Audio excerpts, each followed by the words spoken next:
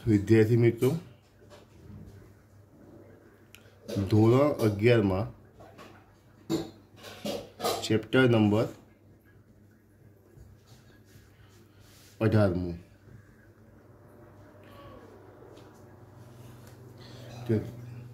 देहजर अने परिवहन।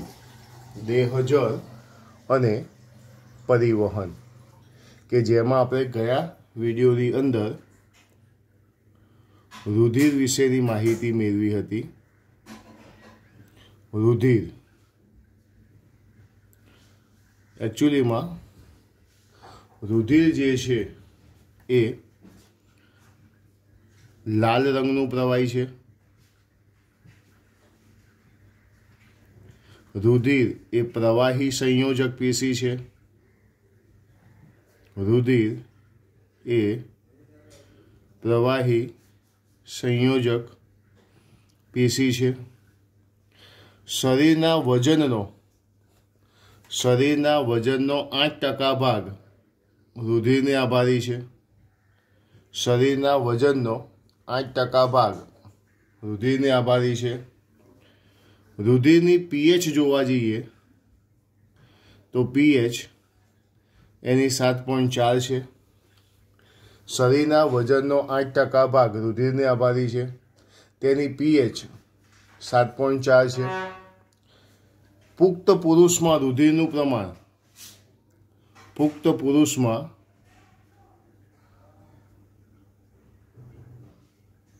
रुधिरનું प्रमाण 5 થી 6 लीटर જેટલું હોય છે। 5 થી 6 लीटर જેટલું હોય છે। પુખ્ત સ્ત્રીમાં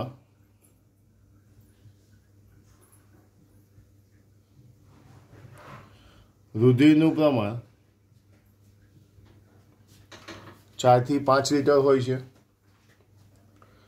रुधिर शरीरना दरेक अंगने ऑक्सीजन पूरो पाडे छे। शरीरना दरेक अंगने ऑक्सीजन पूरो पाडे छे।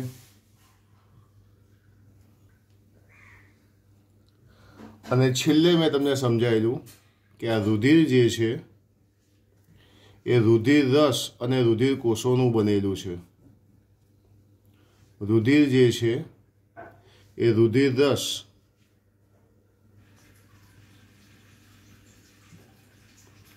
अने रुधिर कोषोनुं बनेलुं छे। रुधिर जे छे रुधिर रस अने रुधिर कोषोनुं बनेलुं छे। रुधिर में रुधिर रस जे छे अने रुधिर कोषो छे, तो रुधिर में रुधिर रसनुं प्रमाण जोवा जईए तो 55% छे।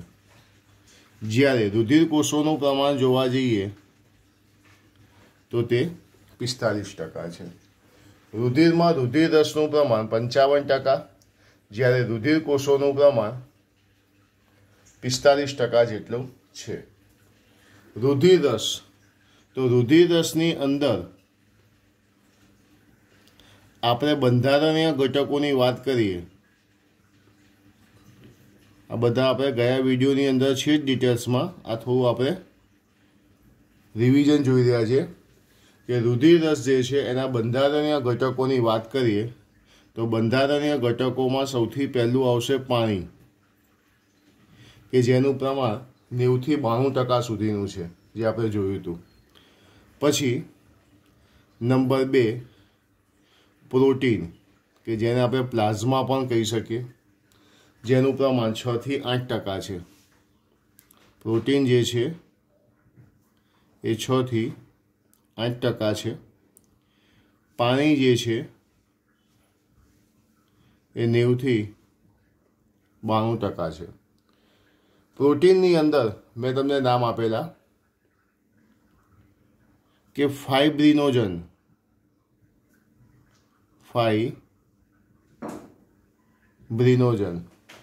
आ फाइब्रिनोजन जे छे ए रुधिरनी जमावटमां वपराय छे। रुधिर जामी जवानी क्रियामां भाग भजवे छे। कयुं? फाइब्रिनोजन। बीजा नंबरमां छे ग्लोब्युलिन। बीजा नंबरमां छे ग्लोब्युलिन, के जे रोग प्रतिकारकता पूरी पाड़े छे। रोग प्रतिकारक शक्ति पूरी पाड़े छे। तीजू नाम आपणे जोयुं आल्ब्यूमिन। आल्ब्यूमिन के जे आश्रुति नियमन माटे वपराय छे, के जे आश्रुति नियमन माटे वपराय छे।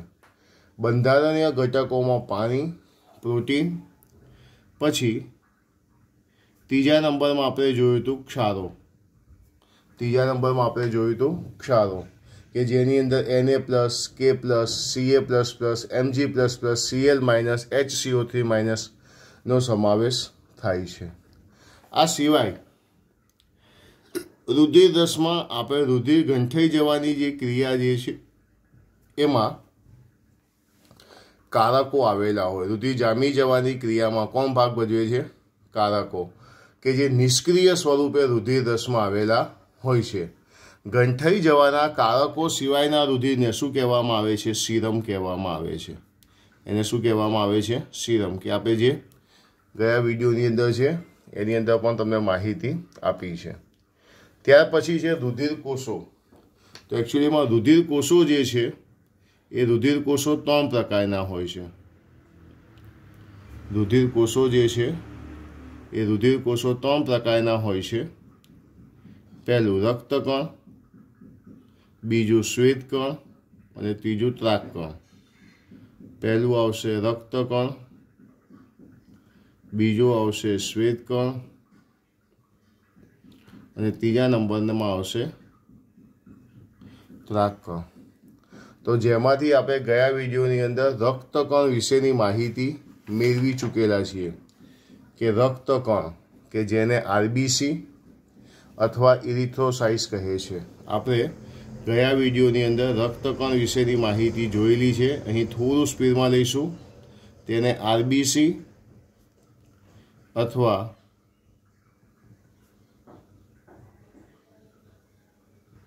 इरिथ्रोसाइट्स कहे छे। ते O2 અને CO2 ના વહનનું કાર્ય કરે છે।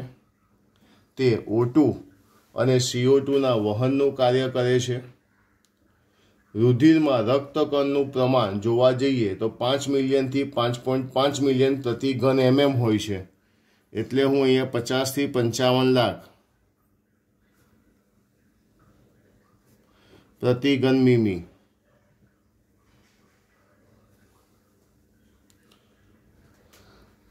रक्तकण जे छे अस्थि मज्जा में उत्पन्न थाय छे। रक्तकण जे छे अस्थि मज्जा में उत्पन्न थाय छे। रक्तकण जे छे ए बरोळ में विघटन पामे छे।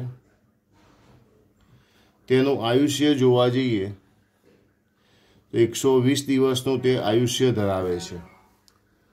एना पछी सस्तनना जे रक्तकण होय ए कोष केंद्र विहीन होय छे। रक्तकण होय छे ए कोष केंद्र विहीन होय छे। पण आपणे बधाने खबर छे के अपवादमां मैं वात करी थी ऊंट। ऊंट ए सस्तन वर्गनुं छे पण तेना रक्तकणनी अंदर कोष केंद्र जोवा मळे छे। एना पछी ते द्विअंतर्गोल आकारना होय छे। ते द्विअंतर्गोल आकारना होय छे तथा लाल रंगना जोवा मळे छे। तो आ आपणे माहिती रक्तकण विशेनी माहिती छे। रक्तकणने आरबीसी अथवा इरिथ्रोसाइट्स कहे छे। ते O2 અને CO2 નું વહન કરે છે।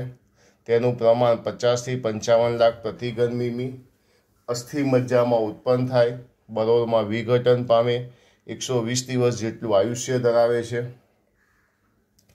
સસ્તનના રક્તકણ કોષ કેન્દ્ર વિહીન હોય છે। અપવાદ ઊંટ। તે દ્વિઅંતર્ગોળ આકારના અને લાલ રંગના હોય છે। તો આ જોઈ લો રુધિર રસ વિશે, રુધિર કોષોમાં રક્તકણ વિશે। ત્યાર પછી આપણે ચાલુ કરીશું શ્વેતકણ। જોઈ લો પહેલા।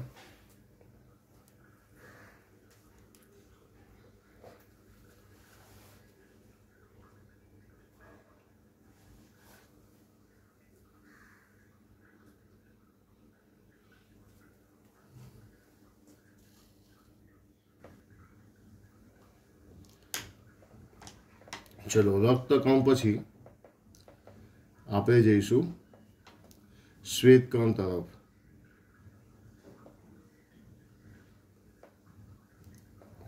શ્વેતકણ, શ્વેતકણની અંદર તેનું અન્ય નામ લ્યુકોસાઇટ અથવા WBC છે, વ્હાઇટ બ્લડ સેલ્સ। તેનું અન્ય નામ લ્યુકોસાઇટ અથવા તો WBC છે। રુધિરમાં શ્વેતકણનું પ્રમાણ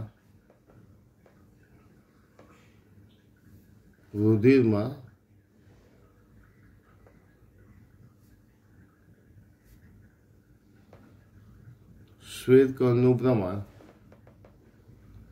6000 થી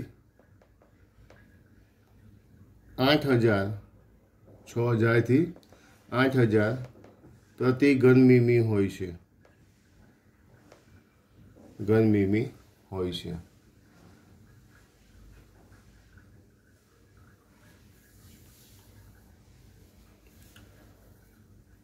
શ્વેતકણ જે છે એ કોષ કેન્દ્ર ધરાવે છે। શ્વેતકણ જે છે એ કોષ કેન્દ્ર ધરાવે છે। તમે જોયું રક્તકણમાં કોષ કેન્દ્ર નહોતું, ખાલી કોની અંદર હતું? સસ્તનની અંદર, ઊંટની અંદર હતું। શ્વેતકણ કોષ કેન્દ્ર ધરાવે છે। કોષ કેન્દ્રને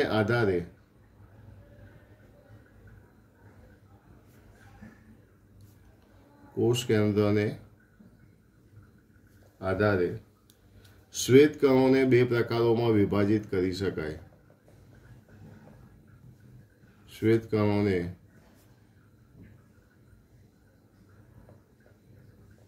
બે પ્રકારોમાં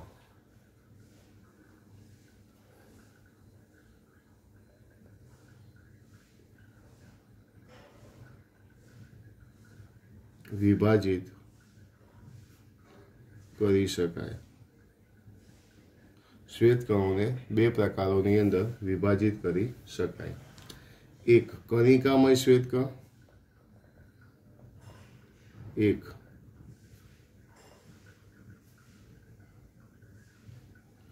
કણિકામય શ્વેતકણ અને બે કણિકા વિહીન શ્વેતકણ। એક કણિકામય શ્વેતકણ અને બીજું કણિકા વિહીન શ્વેતકણ। તો આપણે સૌથી પહેલા ચર્ચા કરીશું કણિકામય શ્વેતકણની। કણિકામય શ્વેતકણ, કણિકામય શ્વેતકણની અંદર સમાવેશ થાય છે પહેલું અમ્લરાગી કણ,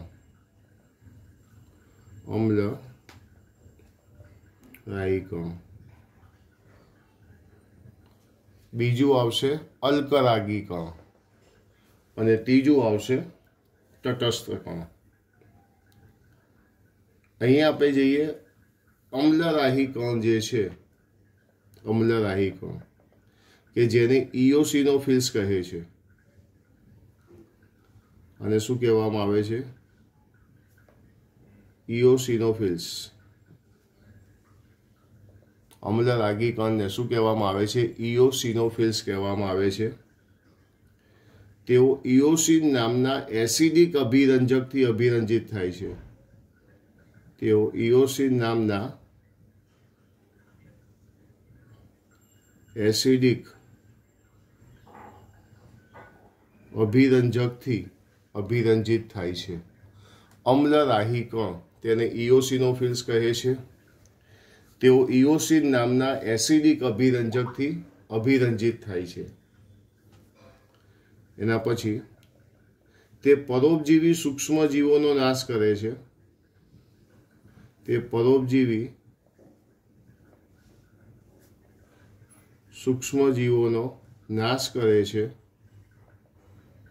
તે પરોપજીવી સૂક્ષ્મજીવોનો નાશ કરે છે તથા વિષ નિવારક ભૂમિકા ભજવે છે।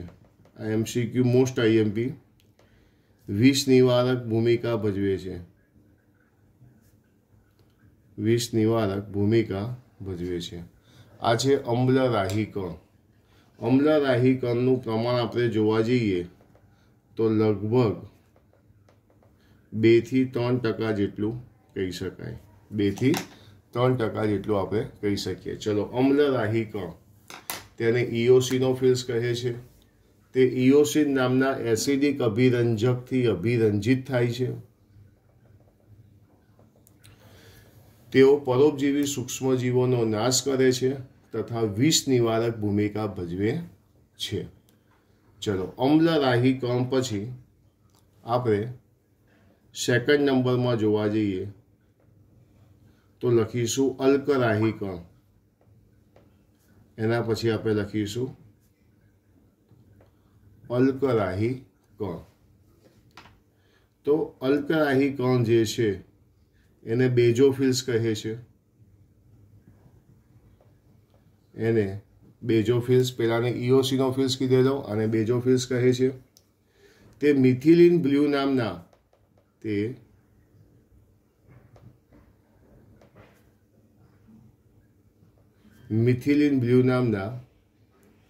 બેઝિક અભિરંજકથી અભિરંજિત થાય છે। પેલું એસિડિક હતું, આ બેઝિક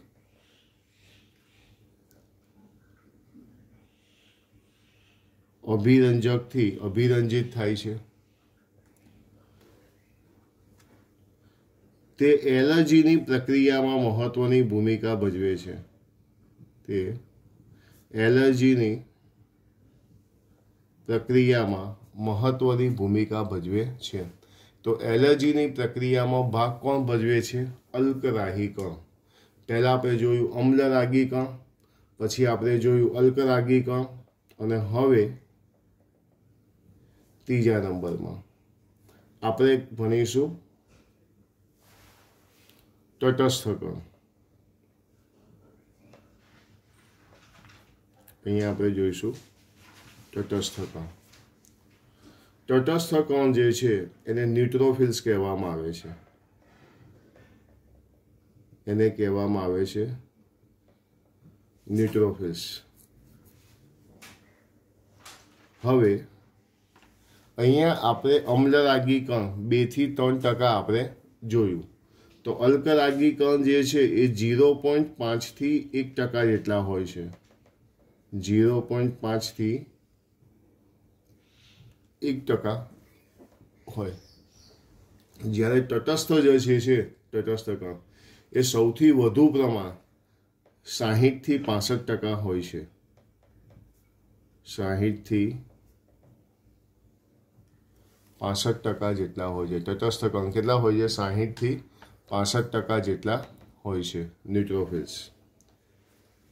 તે એસિડિક અને બેઝિક અભિરંજકથી અભિરંજિત થતા નથી। પેલા એસિડિક હતા, આ બેઝિક છે। તે એસિડિક કે બેઝિક અભિરંજકથી અભિરંજિત થતા નથી। તમારે આખા વાક્યમાં લખવાનું છે અને તમને જે PDF આપું એમાંથી લખવાનું છે। આ ખાલી ટૂંકમાં લખ્યું છે, આવું ના લખતા અભિરંજિત। તેઓ એસિડિક કે બેઝિક અભિરંજકથી અભિરંજિત થતા નથી। તેઓ સક્રિય ભક્ષકો તરીકે વર્તે છે। તેઓ સક્રિય ભક્ષકો તરીકે વર્તે છે। એના પછી શું આવશે? તેઓ સક્રિય ભક્ષકો તરીકે વર્તે છે। તો સક્રિય ભક્ષકો તરીકે કોણ વર્તે છે? તો સક્રિય ભક્ષકો તરીકે વર્તે છે તટસ્થ કણો। તો આ થયું આપણું કણિકામય શ્વેતકણ। કણિકામય શ્વેતકણના 3 ભાગ પાડ્યા: અમ્લરાગી, અલ્કરાગી અને તટસ્થ કણ। 3 જોઈ લો। અમ્લરાગી કણને શું કહેવાય? ઇઓસિનોફિલ્સ, અને બેઝોફિલ્સ, પેલાને ન્યુટ્રોફિલ્સ। આ એસિડિક અભિરંજકથી અભિરંજિત થાય, આ બેઝિક અભિરંજકથી અભિરંજિત થાય। આની અંદર કોઈ એસિડિક કે બેઝિક અભિરંજકથી અભિરંજિત થતા નથી।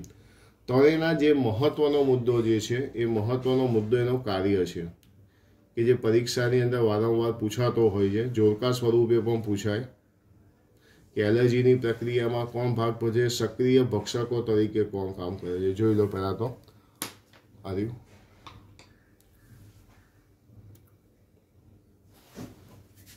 આ જે શ્વેતકણની અંદર કણિકામય શ્વેતકણ, અન્ય નામ શું છે?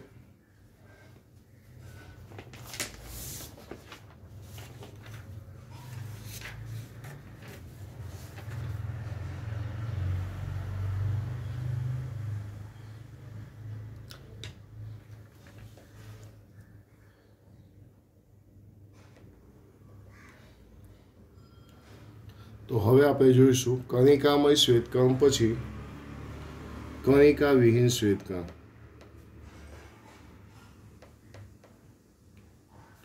હવે આપણે જઈશું કણિકા વિહીન શ્વેતકણ. હવે કણિકા વિહીન શ્વેતકણ જે છે એને પણ આપણે બે ભાગમાં બાયફર્ગેશન કરીશું. સૌથી પહેલું છે લસિકા કણ. સૌથી પહેલું શું છે? લસિકા કણ. આ જે લસિકા કણ જે છે એને કહેવામાં આવે છે લિમ્ફોસાઇટ. એનું અન્ય નામ શું છે? લિમ્ફોસાઇટ્સ. આ લસિકા કણ જે છે એનું પ્રમાણ 20 થી 25% જેટલું હોઈ શકે. 20 થી 25% જેટલું પ્રમાણ લસિકા કણનું હોઈ શકે. તે બી કોષો અને ટી કોષો એમ બે સ્વરૂપના હોય છે. લસિકા કણ બે સ્વરૂપના હોય છે, બી કોષો અને બીજું ટી કોષો. બી કોષો અને ટી કોષો. તો લસિકા કણ જે છે એ બે સ્વરૂપે હોય છે, બી કોષો અને ટી કોષો સ્વરૂપે. લસિકા કણ પછી વાત કરીએ આપણે એક કેન્દ્રીય કણ. એક કેન્દ્રીય કણ. તો આજે એક કેન્દ્રીય કણ જે છે એને કહેવામાં આવે છે મોનોસાઇટ્સ. એને કહેવામાં આવે છે મોનોસાઇટ્સ.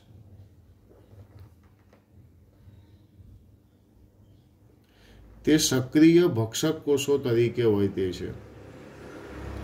તે સક્રિય ભક્ષક કોષો તરીકે વર્તે. હમણાં આપણે કણિકામય શ્વેતકણની અંદર અમ્લરાગી, અલ્કરાગી અને તટસ્થ કણ ભણ્યા.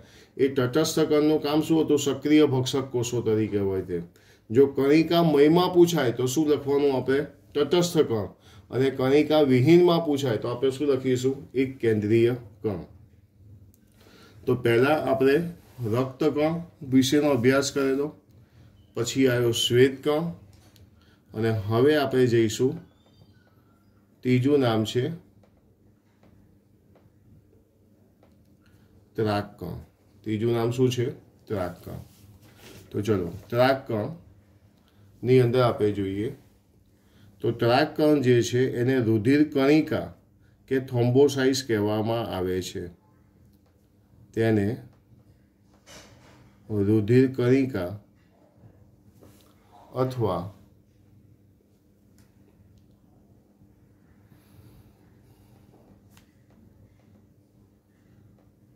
થ્રોમ્બોસાઇટ્સ કહેવામાં આવે છે.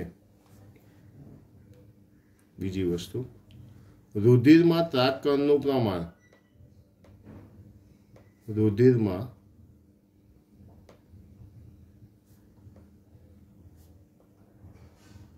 ત્રાકકણનું પ્રમાણ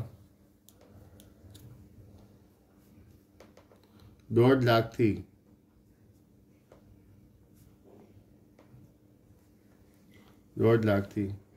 3.5 લાખ પ્રતિ ઘન મીમી હોય છે.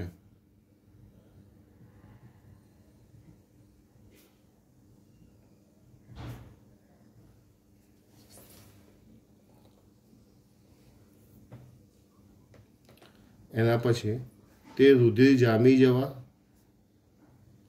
કે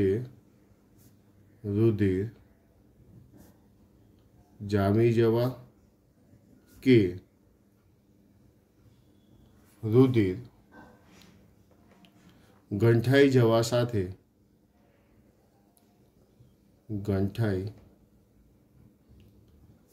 સાથે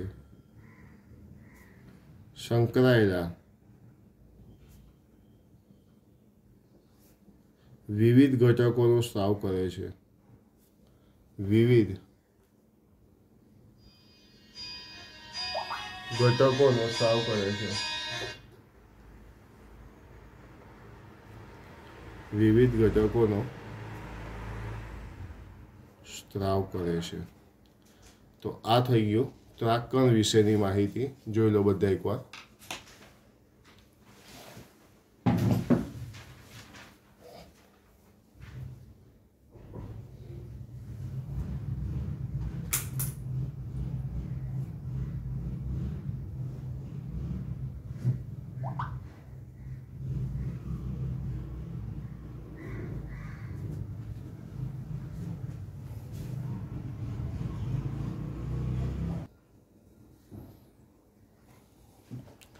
ચલો, ત્રાકકણ પછી અહીંયા આપણે રુધિર કોષો જે છે, રુધિર કોષોના 3 ભાગ આપણે જે જોયા, રક્તકણ, શ્વેતકણ અને ત્રાકકણ, એ દરેક વિશેની માહિતી પૂરી થઈ. રુધિર કોષો એક મોટી થિયરી જે પરીક્ષાની અંદર પૂછી શકાય. બરાબર. હવે રુધિર કોષોની અંદરથી કેટલીક નોંધ છે, એ નોંધ આપણે જોઈશું. MCQની અંદર આવી શકે એટલે ખાસ ધ્યાનમાં રાખજો. સૌથી પહેલું, રક્તકણનો લાલ રંગ કોને આભારી છે? રક્તકણનો લાલ રંગ હિમોગ્લોબિનને આભારી છે. એટલે પહેલી વસ્તુ, રક્તકણનો લાલ રંગ કોને આભારી છે? હિમોગ્લોબિનને. ઓકે.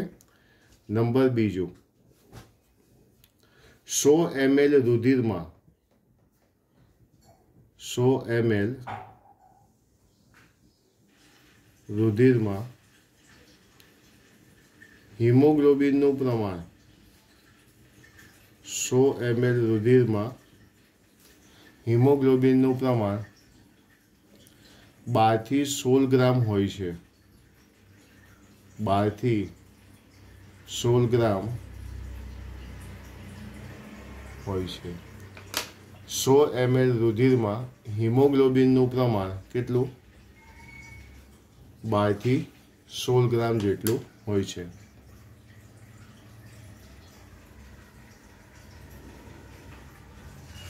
નંબર ત્રીજો, તટસ્થ કણો અને એક કેન્દ્રીય કણો.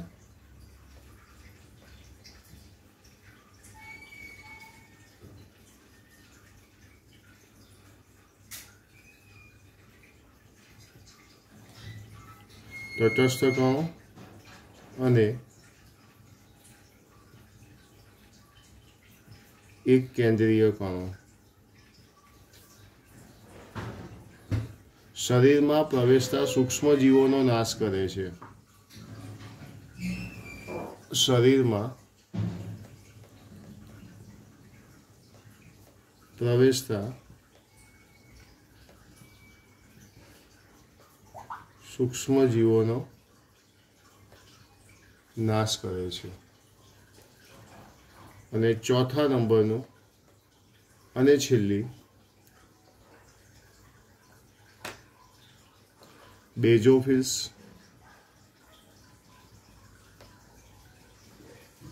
બેઝોફિલ્સ, હિસ્ટેમાઇન,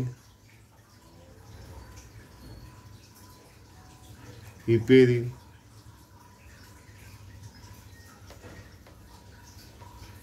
સેરોટોનિન,